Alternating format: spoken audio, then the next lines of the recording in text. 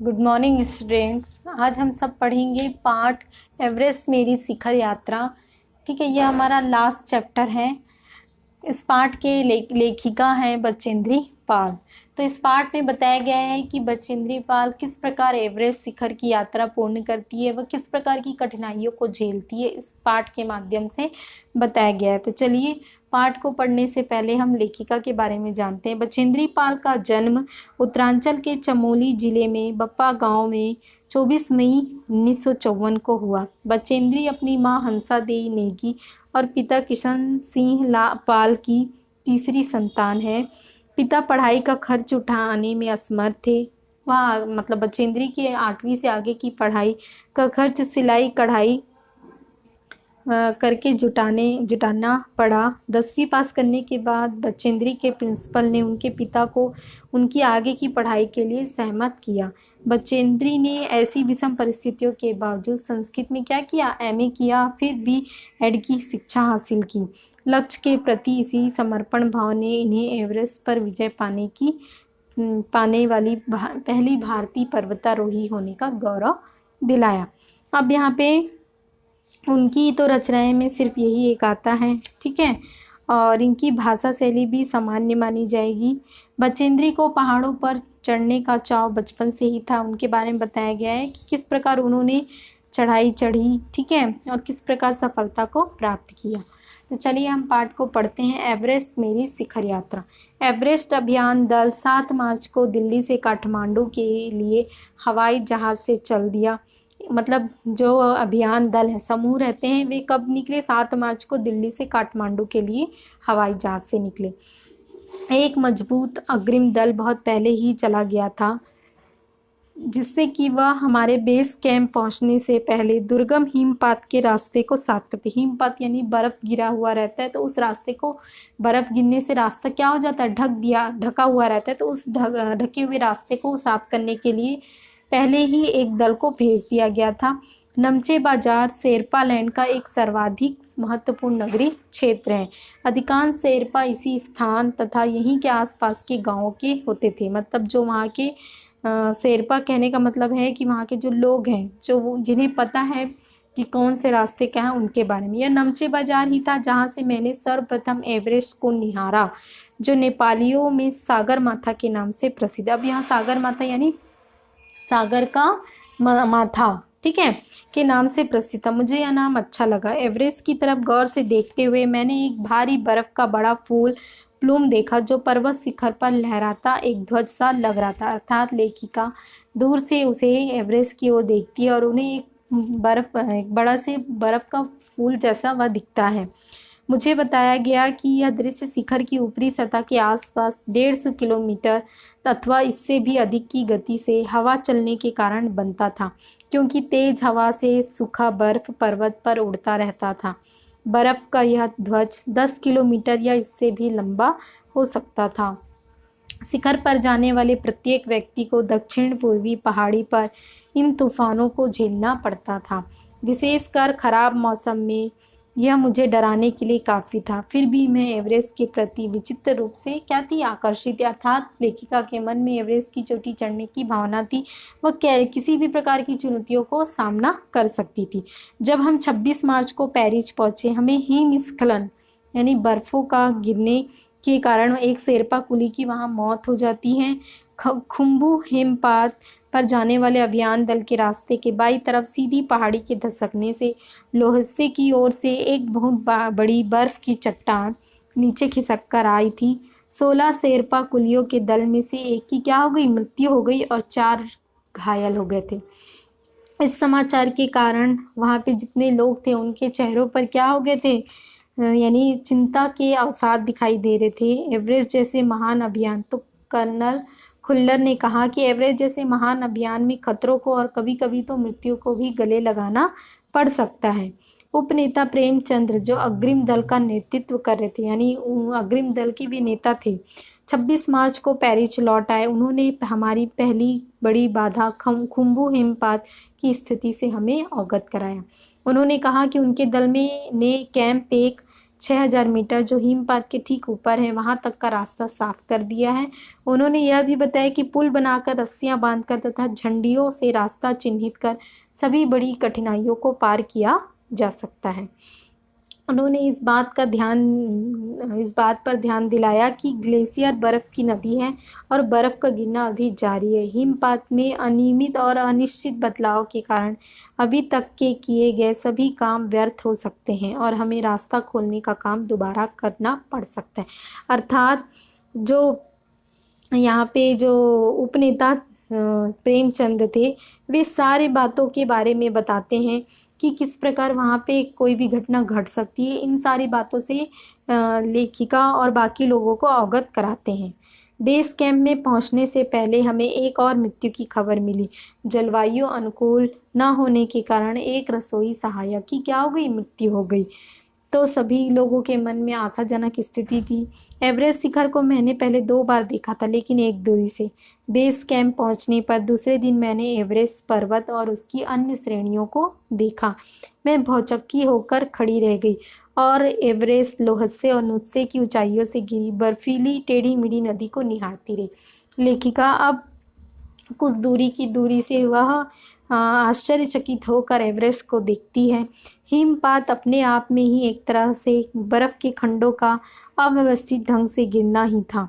हमें बताया गया कि ग्लेशियर के बहने से अक्सर बर्फ में हलचल हो जाती थी, जिससे बड़ी बड़ी बर्फ की चट्टानें तत्काल गिर जाया करती थी।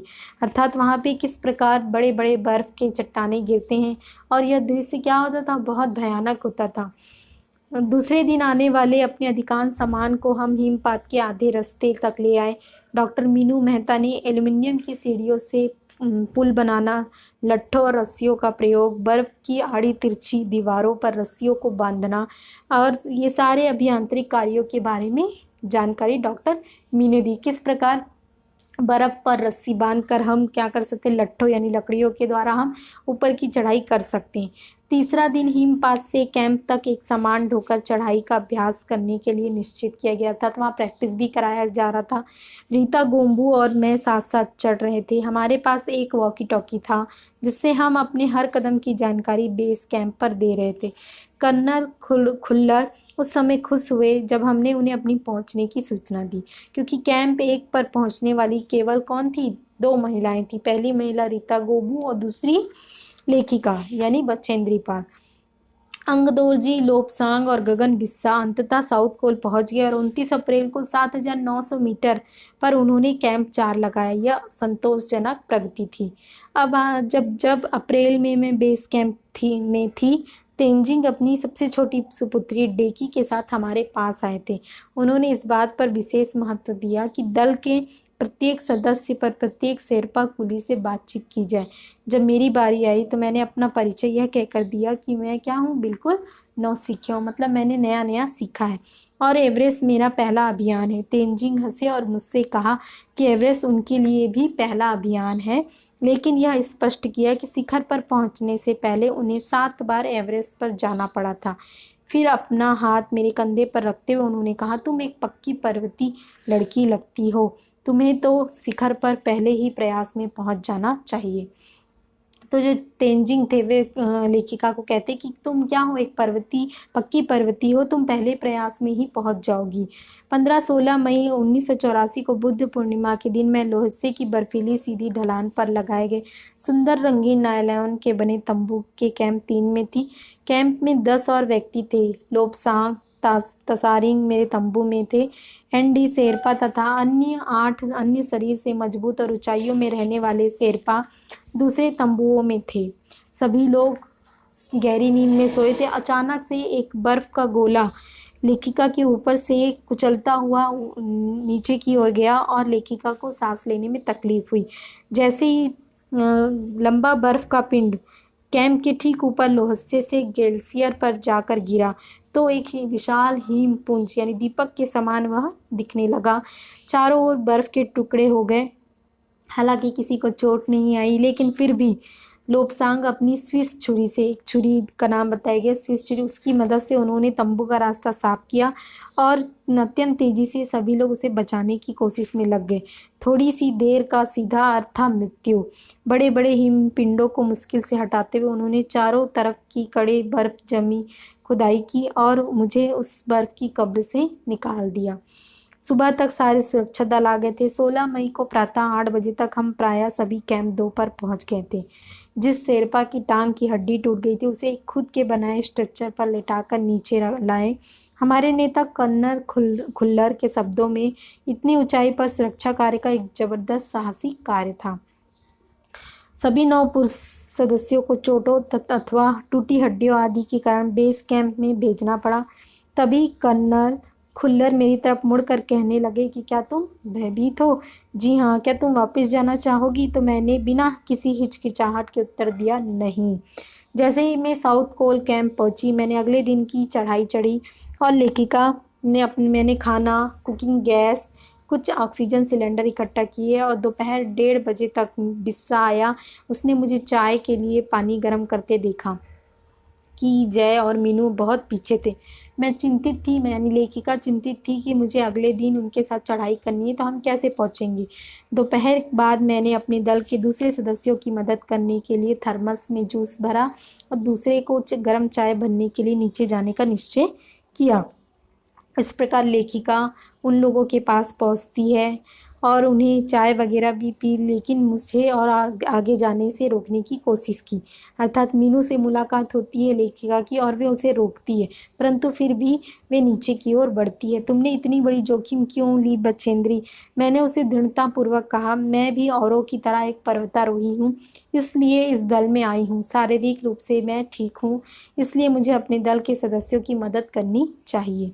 तो उसने लहाटो और बिस्सा हमें नीचे मिले। साउथ कोल पृथ्वी पर बहुत अधिक कठोर है, जहाँ जगह के नाम से प्रसिद्ध है। अगले दिन मैं सुबह 4 बजे उठ गई, बर्फ़ पिघलाया और चाय बनाई। कुछ बिस्कुट और आधी चॉकलेट का हल्का नाश्ता करने के बाद 5:30 बजे अपने तंबू से निकल पड़ी। अंगदोरजी बाहर खड़ा था और कोई आसपास नहीं था। अंगदोरजी बिना ऑक्सीजन के ही चढ़ाई करने वाला था, लेकिन इसके कारण उसके पैर क्या हो गए थे, ठंडे पड़ गए थे। इसलिए वह ऊंचाई पर लंबे समय तक खुले में और रात्रि में शिखर कैंप पर नहीं जाना चाहता था। इसलिए उसे या तो उसी दिन चोटी तक चढ़कर साउथ कोल पर वापस आ जाना था अथवा अपने प्रयास को छोड़ देना था, और वह तुरंत ही चढ़ाई करना चाहता था। सुबह 6:20 पर अंगदोरजी और मैं साउथ कोल से बाहर आ निकले तो दिन ऊपर चढ़ आया था। हल्की हल्की हवा चल रही थी, लेकिन ठंड भी बहुत अधिक थी। बर्फ की सीधी व ढलाऊ चट्टानें इतनी सख्त और भुरभुरी थी कि मानो शीशे के समान वहां चमक रही थी। बर्फ काटने का हमने अपने साथ क्या रखा था, एक फावड़ा भी रखा था। उसका इस्तेमाल करके उन्होंने धरती के फावड़े के दांत काट सके।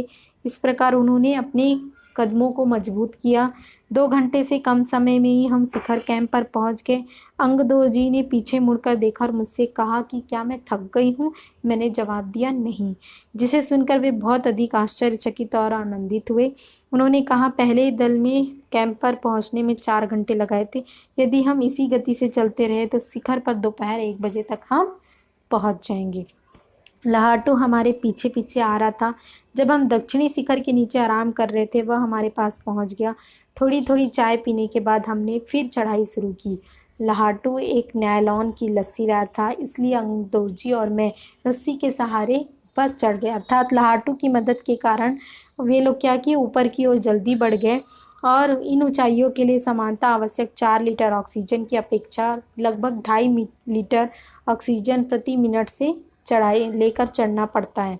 मेरे रेगुलेटर पर जैसे ही उसने ऑक्सीजन की आपूर्ति बढ़ाई, मुझे महसूस हुआ कि सपाट और कठिन चढ़ाई भी अब आसान लग रही थी। मतलब लेखिका को जैसे ही ऑक्सीजन मिलने लगा उनकी चढ़ाई क्या हो गई, सरल महसूस होने लगी। दक्षिणी शिखर के ऊपर हवा की गति बढ़ गई थी। उस समय पर तेज हवा के झोंके भुरभुरे बर्फ के कणों को चारों तरफ उड़ा रहे थे, जिससे दृश्यता शून्यता काट गई थी। अनेक बार देखा कि केवल थोड़ी दूर के बाद कोई ऊंची चढ़ाई नहीं है। मेरी सांस मानो रुक गई। मुझे विचार कौंधा की सफलता बहुत नज़दीक है। 23 मई 1984 के दिन दोपहर के 1:07 पर मैं एवरेस्ट की चोटी पर खड़ी थी। एवरेस्ट की चोटी पर पहुंचने वाली मैं प्रथम भारतीय महिला थी। लेखिका बता रही एवरेस्ट। अब वे एवरेस्ट में कैसा दृश्य दिखाई देता है उसके बारे में बताती है कि एवरेस्ट शंकु की चोटी पर इतनी जगह नहीं थी कि दो व्यक्ति एक साथ खड़े हो सके। चारों तरफ हजारों मीटर लंबी सीधी ढलान को देखते हुए मेरे सामने प्रश्न सुरक्षा था कि कहीं भी थोड़ी सी ढलान होती तो वह नीचे की ओर गिर पड़ती। तो उन्होंने अपने आप को सुरक्षित करने के लिए सबसे पहले फावड़े की मदद से अपने पैरों को क्या किया, स्टैंड किया अच्छे से। इसके बाद मैं घुटनों के बल बैठी और बर्फ पर अपने माथे को लगाकर मैंने सागर माथे को क्या किया, स्पर्श किया। उसके बाद है मैं बिना उठे ही मैंने अपने थैले से दुर्गा माँ का चित्र और हनुमान चालीसा निकाला। मैंने इनको अपने साथ लाए, लाल कपड़े में लपेटा और छोटी सी पूजा अर्चना की, इनको बर्फ में दबा दिया। आनंद के इस क्षण में मुझे अपने माता पिता की याद आई। जैसे ही मैं उठी मैंने अपने हाथ जोड़े और अपने रज्जू नेता अंगदोर जी के प्रति आदर भाव से झुकी। अंगदोर जी जिन्होंने मुझे प्रोत्साहित किया और मुझे लक्ष्य तक पहुंचाया। मैंने उन्हें बिना ऑक्सीजन के एवरेस्ट की दूसरी चढ़ाई चढ़ने पर बधाई भी दी। उन्होंने मुझे गले से लगाया और मैंने कानों में फुसफुसाया, दीदी तुमने अच्छी चढ़ाई की, मैं बहुत प्रसन्न हूँ। अब यहाँ पे जो अंगदोर जी है वो बिना ही ऑक्सीजन के चढ़ाई कर रहे थे, तो वे दूसरी चढ़ाई पर विजेता बने। कुछ देर बाद सोनम पुलजर पहुंचे और उन्होंने फ़ोटो लेने शुरू कर दिए। इस समय तक लाहाटू ने हमारे नेता को एवरेस्ट पर हम चारों के होने की सूचना दी थी। तब मेरे हाथ में वॉकी टॉकी दिया गया। कर्नल खुल्लर हमारी सफलता से बहुत प्रसन्न थे। इस अनूठी उपलब्धि के लिए तुम्हारे माता पिता को बधाई देना चाहूँगा, ऐसा कर्नल खुल्लर कहते हैं। तुम पर पूरा देश गर्व है। अब तुम ऐसे संसार में वापस जाओगी जो तुम्हारे अपने पीछे छोड़े हुए संसार से एकदम अलग है। तो कर्नल खुल्लर कहते हैं कि जैसे तुम आई थी, अब तुम जब वापस जाओगी तो तुम्हारा मतलब पूरा संसार तुम्हारी क्या करेगी, वाहवाही करेगा। तो इस प्रकार हमारा यह पार्ट कंप्लीट होता है। इस पार्ट में यह बताया कि बचेंद्री पाल अपनी जान को जोखिम में डालते हुए भी अपने लक्ष्य को प्राप्त करने के लिए किस प्रकार आगे बढ़ती है, इस पाठ के माध्यम से बताया गया है। अब हम आते हैं प्रश्न अभ्यास में। तो पहला है अग्रिम दल का नेतृत्व कौन कर रहा था। तो अग्रिम दल का नेतृत्व उपनेता प्रेमचंद कर रहे थे। लेखिका को सागर माथा नाम क्यों अच्छा लगा। लेखिका को सागर माथा नाम इसलिए अच्छा लगा कि सागर माथा का अर्थ होता है समुद्र का मस्तक, यानी समुद्र का सिर, जो कि सबसे ऊंचाई पर है, इसलिए उन्हें अच्छा लगा। लेखिका को ध्वज कैसा लग रहा था। लेखिका को ध्वज एक बहुत बड़े प्लूम के समान, बर्फ के प्लूम के समान, यानी बर्फ के फूल के समान लग रहा था। आगे ही हिमस्खलन से कितने लोगों की मृत्यु हो गई। तो एक शेरपा की मृत्यु हो गई थी और 4 लोग घायल हो गए थे। मृत्यु के अवसाद को देखकर कर्नल खुल्लर ने क्या कहा था। मृत्यु के अवसाद को देखकर कर्नल खुल्लर ने कहा था कि एवरेस्ट जैसी चोटी चढ़ने के लिए तो खतरों और कभी कभी तो मृत्यु को भी सहज रूप में गले लगाना स्वीकार करना होगा। इस प्रकार हमारे प्रश्न अभ्यास कंप्लीट होते हैं। Thank you.